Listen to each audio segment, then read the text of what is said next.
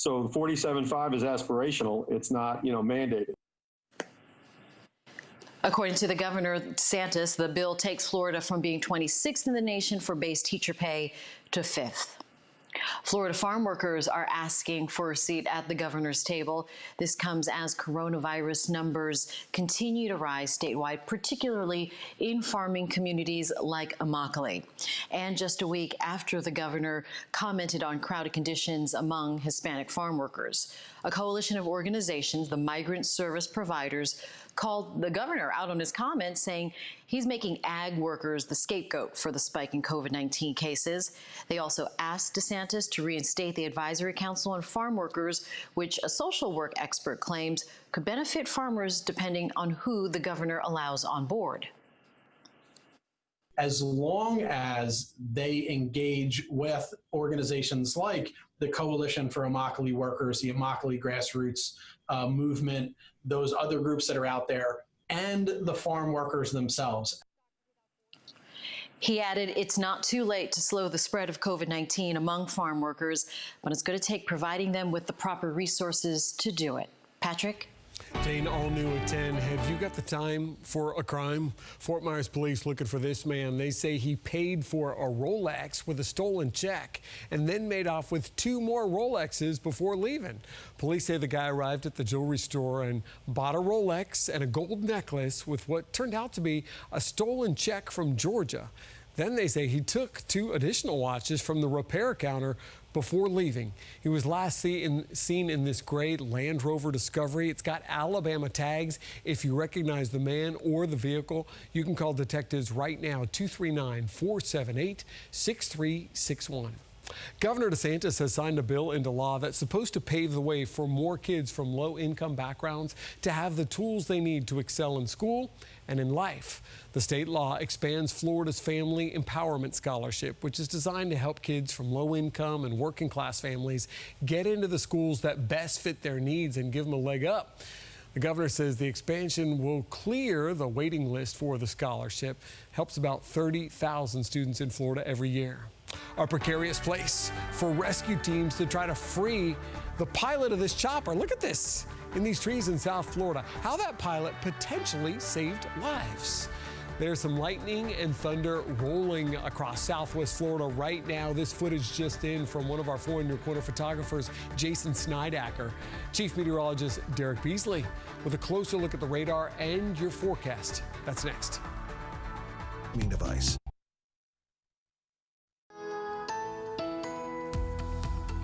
All right, we'll start things off tonight with a quick look at the tropics. Unfortunately, things are quiet, and we're not anticipating any development anytime soon as the entire Atlantic basin is being enveloped by this large area of dust and dry air that you've been hearing about on the news lately. That Saharan air layer has now made its way into the southeast U.S., and we're going to likely see some nice sunsets from that here over the next couple of days. But as you can see, that the entire Atlantic basin is pretty much void of thunderstorm activity, with the exception, of course, some of the land areas.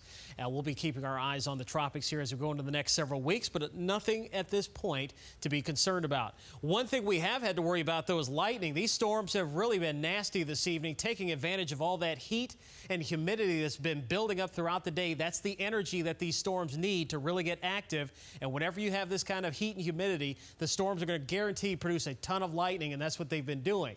Now, it looks like the storms that were developing in the Cape, these 2 blobs that you see here at the beginning of the loop, have now dissipated. So the storms have been pulsing up and then falling apart. This storm that was persistent in South Lee County appears to be weakening as it moves out into the Gulf, but it did graze Sanibel and continues to push away from Sanibel at the present time and Fort Myers Beach. Other storms are trying to activate here around just offshore of Manasota Key there around Grove City and just south and west of Inglewood. So there are a couple of storms that are popping up into Charlotte County, but it looks like for the most part, unless it's near the coast, the rest of the area, though, is going to be staying dry here for tonight. Temperatures are in the 80s for most areas, with the exception of that little area of yellow there in Charlotte County, where we're seeing storms right now, so it's cooled off into the 70s there. We're going to be in the upper 70s to around 80 here by tomorrow morning. Skies will be partly cloudy, and yes, it looks like it's It's going to be another very hot and humid day here for your Friday. Likely going to be seeing another heat advisory in effect here for tomorrow. That means heat index values will approach 110 in some areas here for your Friday afternoon. Not much change expected into the weekend. The past couple of days we've had more of an easterly component to the wind, and that has actually kept the storms firing up near the coast during the evening hours as opposed to earlier in the week where they were more towards Lake Okeechobee. With that easterly flow, the storms are going to be popping up near the coast again tomorrow afternoon. Dry in the morning, some late day storms developing, so likely the same time frame that we saw this afternoon and evening for your Friday afternoon. Now, we're not going to see a widespread amount of storms. They'll be widely scattered to isolated. If you happen to get under one, you're going to have to deal with the lightning, but at least it will cool things off temporarily. The storm chances into the weekend look widely scattered to isolated too. We'll have a couple that'll pop up on Saturday and Sunday afternoon, but the chances look to stay low. Forecast for tonight, skies will gradually clear out. Temperatures overnight mid-70s. Tomorrow 95. Once again, the heat index again will exceed 105 in many locations with an east wind at about 5 to 10 miles an hour. Your Ingman Marine forecast, seas running 2 feet or less. Chance for storms during the late afternoon and evening hours near the coast. Looks like those inland waters will be running a light chop here through the afternoon. 7-day forecast stays hot into the weekend. It's not going to be quite as hot next week, though. A little better chance for rain beginning Monday and continuing through next Thursday. But prepare for more dangerous heat for tomorrow and likely lasting into the weekend as well with limited relief. Jane? Will do, Derek. Okay, thank you so much. Tracking local crime for you tonight. The man that's been in charge in the death of Florida Fish and Wildlife Officer Julian Keene has pleaded not guilty. 20-year-old Elicio Hernandez is charged with negligent homicide. Deputies say Hernandez shot and killed Officer Keene when he confronted him in a hit-and-run over a week ago.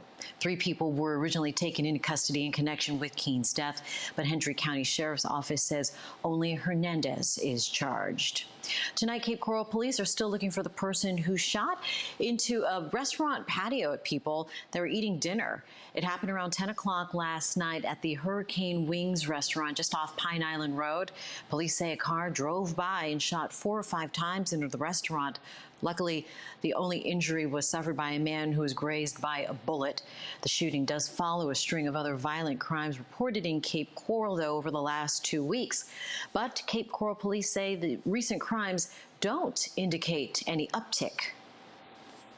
It may look like that, but 2 of the instances that we've had were domestic, and the other ones were random. O'Grady says the department has roughly 100 more domestic violence cases compared to this time last year. Investigators are still looking into last night's drive-by shooting. So far, no one has been arrested. Patrick? Dane, tonight we're getting some more answers about confusion regarding league play versus practice at some public fields in Fort Myers. 4 in Your Corner's Leslie Delaspore spoke with a frustrated softball coach who says he feels like he's been given the runaround and he wants some answers. Miguel Vargas captured these images last night, showing what he says was a tournament being played by the Southwest Florida Latin American Soccer League, taking place at Billy Bowlegs Park. There's not supposed to be lights on from what I was told, so I pull in just to check it out, and I walked right in. I mean, Billy Bowlegs is gated, so the gate was open. I walk in with 20, 30 people. We walk in, I walk all the way to the back, and there's an adult soccer league going on. Miguel, a softball coach, says he and his league have been trying to reserve fields for approval by the city, but have been pushed to the side. I get nowhere.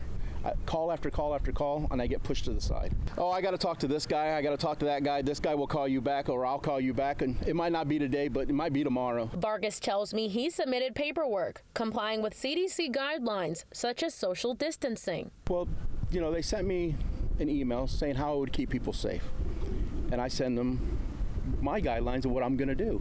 Hand sanitizer, wipes.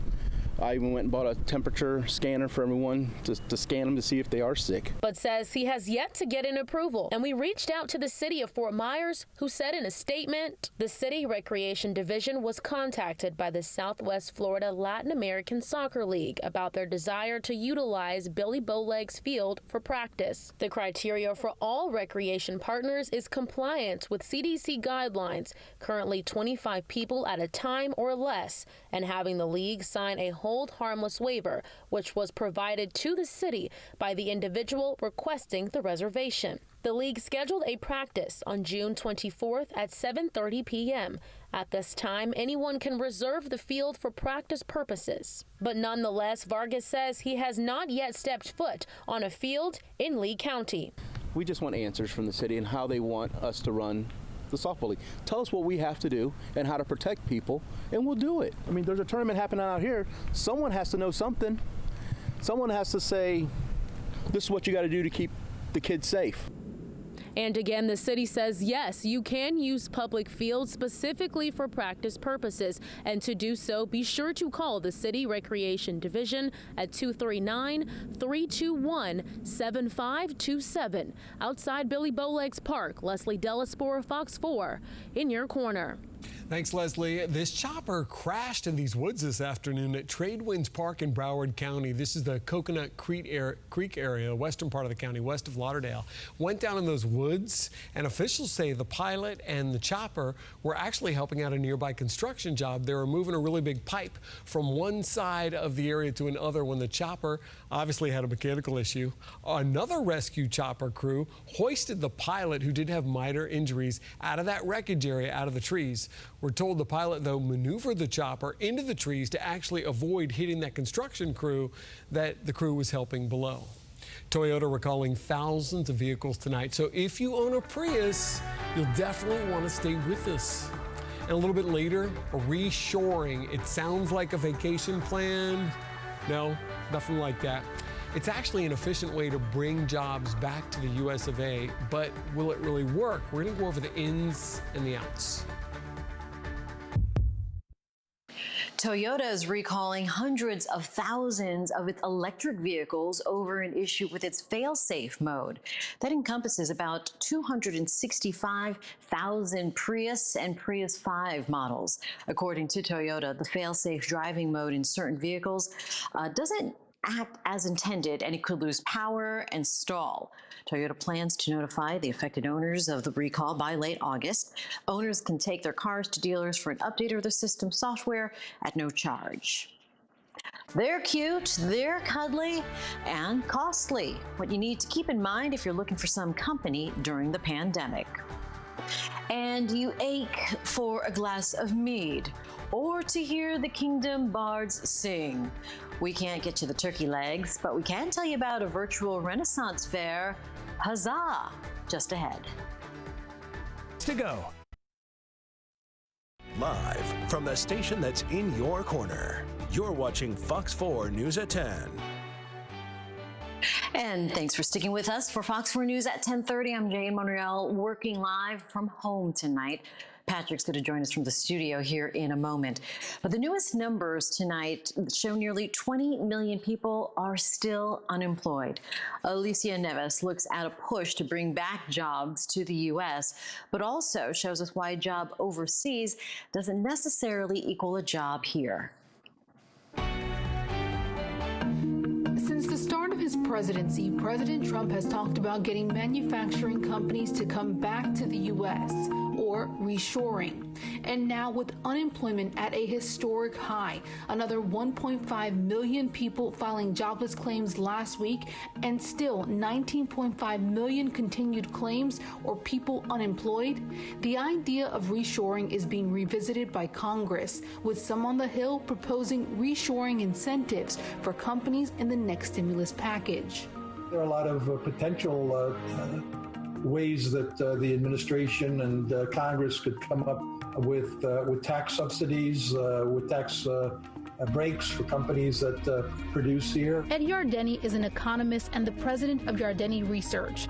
While he believes there could be some jobs created by companies reshoring in the U.S., it's hard to say just how many. Clearly, bringing back jobs would be great, but I don't think we're going back to the 70s and 80s where manufacturing had a lot more people employed. That's partly because many companies that would consider reshoring would also consider using artificial intelligence in their production plants. I would think that if you're reshoring and bring production back to the U.S., you're going to use state-of-the-art technology to do that.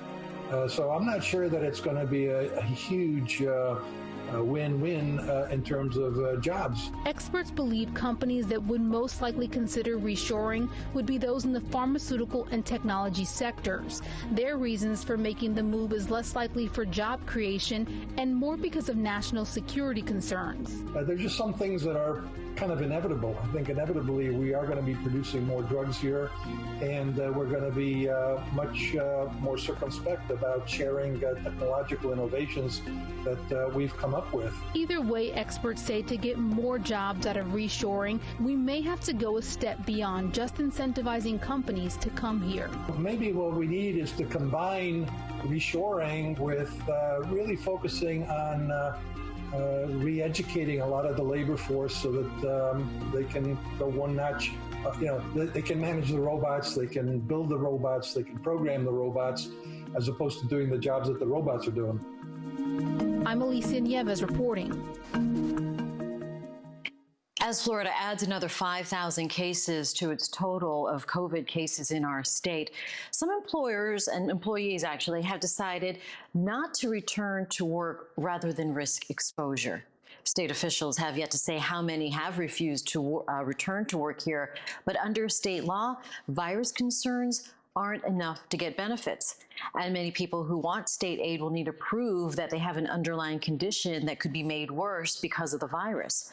Now, in order to do that, you need to prove that you have such a condition. You need a note from your doctor and proof that an employer is unable to provide any other option, like working from home. And those we spoke with who are refusing to work say fear of the virus should be enough.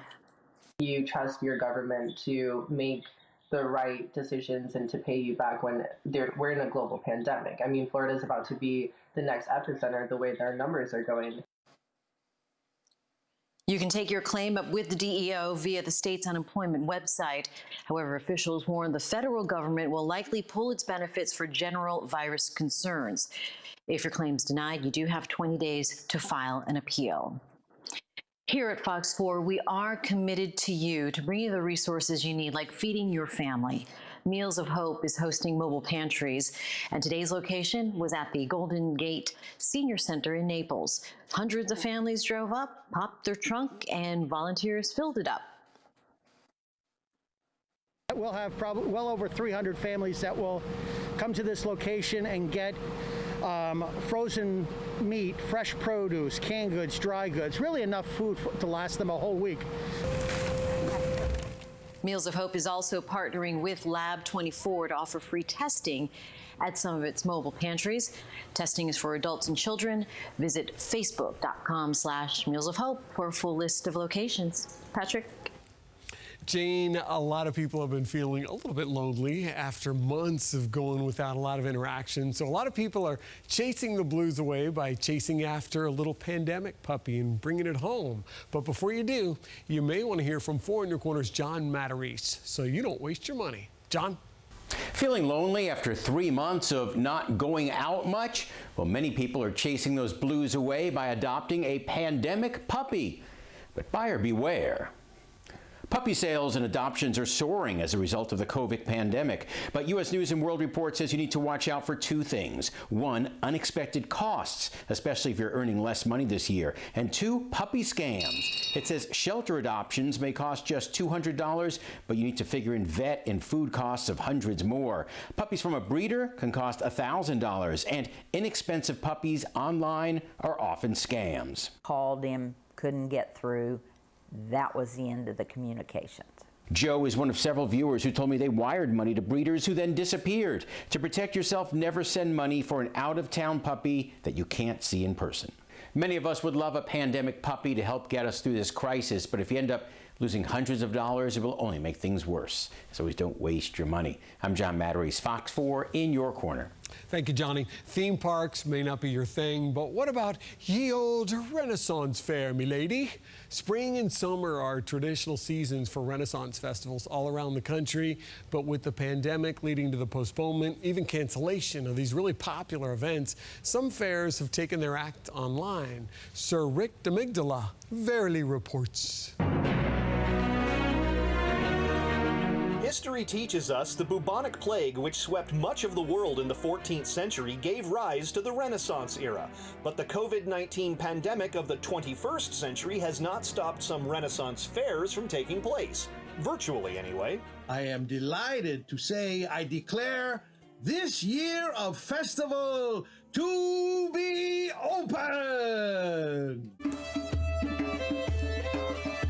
When COVID-19 shuttered mass gatherings around the world, Southern California's Coronaburg Renaissance Festival took its show online to help members of the fair community. In general, what it's done with the festival circuit as a whole is it's taken away the ability for a lot of these performers that rely on the circuit for their income. And a lot of people live by going from festival to festival, selling or performing and things like that. So it's definitely had an effect on that community. The festival recognized the Black Lives Matter movement during a recent weekend. Black performers and vendors, because they've also been affected by the closures of COVID-19, and it's important for them to be able to make income. So if our platform can be used to give them an ability to make income during this time while everything's shut down, then we'd like to do that. Well, hello, everyone. This is... Oh. Once it's safe to open the gates again, the Baron of Coronaburg is ready to welcome fairgoers. I know all of us who are a part of the festival, just to let people come through our gates and kind of escape reality. And I think that's getting more important every day as our world changes. And it's a place to kind of go back, and yes, even subject to plagues now and then. But it is nice to return to a time of politeness and courtesy. No matter who you are, no matter where you're from, you're all welcome in Coronaburg. Hoisting my tankard of mead in Hollywood, I'm Rick Damigella. Tankard, don't brag. A major name in the Republican Party says in no uncertain terms she's going to vote for Joe Biden. Why this GOPer who ran for prez herself says no to Trump. And advisors are telling the president there may be more of that to come if he doesn't consider one particular change. Next. Save your money.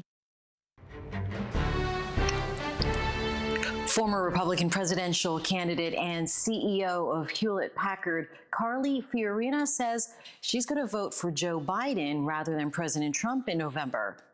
In an interview with The Atlantic, Fiorina says she's been very clear she can't support Trump, saying that elections are, quote, binary choices and thus must vote for Biden. Fiorina ran for the Republican nomination in 2016. After concluding her bid, ran as Senator Ted Cruz's prospective vice president.